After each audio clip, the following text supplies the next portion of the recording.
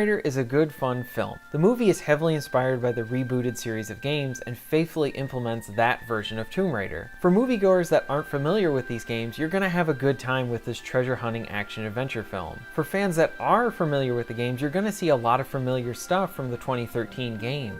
But not everything's going to make it in a game, just like any piece of adapted work. Now the rest of my video is going to have spoilers in it, so if you don't want any spoilers, just stop right here. Just know that the movie is a good fun time if that's all you need to hear. Now let's get more in depth.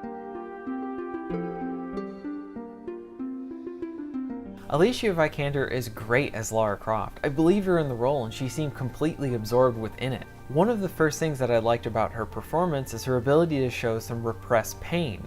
So in the movie, Lara starts out and her father is dead. She also refuses to believe that he is dead until she's seen evidence to prove otherwise, so she really does hang on to some hope. But there are specific points in the first third of the film that bring up the death of her father, and you can see it through her facial expressions that she has this deep pain. And it almost looks like she's trying to fight and accept the reality that her father is dead and that she doesn't want to hope anymore, but at the same time she does want to hold on to that hope. Most of the first third of the movie is used to help develop Lara and the world around her. We see some flashbacks with her and her father. This relationship, while not as strong as it could be, is a good one, and it helps ground the movie with some emotional weight so you begin to care about Lara and you invest in her journey. Dominic West does a good job as Lara's father. He does a good job of presenting a character trying to be the best for his daughter and come to terms with some stuff with his wife. Lara and him share some really good scenes together, and there is some chemistry present there. As Lara finds some information on what her father was working on before he died, she finds that there is some hope that he isn't dead, so she decides to pick up where he left off. This leads to her running into a brief stint with Nick Frost. Honestly, anytime he is in a film, even if it's just for a little bit, he elevates every scene he's in.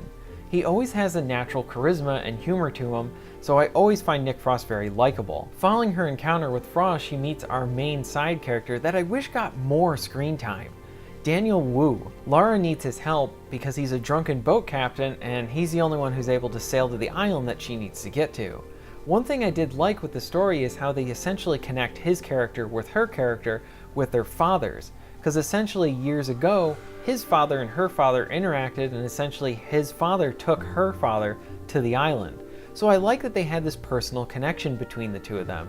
And you could also tell with Wu that he hasn't really come to terms with losing his father himself. After seeing him in Into the Badlands, I just want to see him featured more because he completely kicks ass in that show, and he has a great physical presence that just exudes a badass. He is a likable character, but following this one connection between him and Lara's father, there isn't much more there. He does get in on some of the action and help some of the workers that are forced to work on the island, but that's kind of about it. I really hope he does return into the sequels because I'd like to see more of him. When Lara arrives at the island, we finally meet our villain, Matthias Vogel. Walton Goggins is the great actor and he plays the villain. I saw him first on Justified and I thought he did a great job in that show. His delivery of the lines were perfectly matched with what was written. Sadly, he is a rather weak villain in the film and really just acts as that opposing force type character for our hero. I usually give franchises a pass on their first entry because I think the most important thing to do in your first film is to develop your hero. While a great villain always helps, an okay villain is excusable for that first entry. He is given some motivation, but it's all told to the audience and we don't witness any of it, so it's very hard for us to really care about anything about him. He does a good job at having a very quiet and dark performance to him that you just never really know when he's going to explode with anger. The action in the film is mostly well shot with some good highlights. There are two chase scenes that are good and energetic. The two instances of the camera being a bit too cutty are in the first and second close quarters fight. In general, the fistfights do cut just a little too much for my taste. The third fistfight is the best out of the three. There are a few action bits that take heavily from the 2013 video game, like the boat escape sequence and the broken plane that leads to then the parachute falling out of the plane and then going through the forest and trying not to get hit by the trees. But both of these are rather good and executed well in the film. I do like that the plane set piece has a few close calls, one after another for Lara, and she literally utters, "You gotta be kidding me." And I love when characters do that, when they just have a sequence of just bad events throughout their action, and it's just one thing after another. There is a really great sequence where Lara sneaks into an enemy camp, and then we get some shooting and some bow and arrow action. I like that even though this film was PG-13, it didn't cut away from the violence and even showed some blood. I hate when PG-13 action films neuter their own action scenes and take some of the joy out of watching them. We see bad guys get shot in this movie and hit with arrows, and we see that stuff connect with the targets. This was appreciated from an action standpoint. The final bits in the action in the film are a series of trials within the tomb with some good gunfights, a fist fight, and then essentially a runaway moment where you have to get the hell out of the tomb before it blows up, and that's just the icing on the cake. I really enjoyed the trials as the movie did have some puzzle solving in it, and I like seeing some of that be center stage for Lara, along with her dodging some traps. The film is enjoyable from beginning to end while also being very predictable.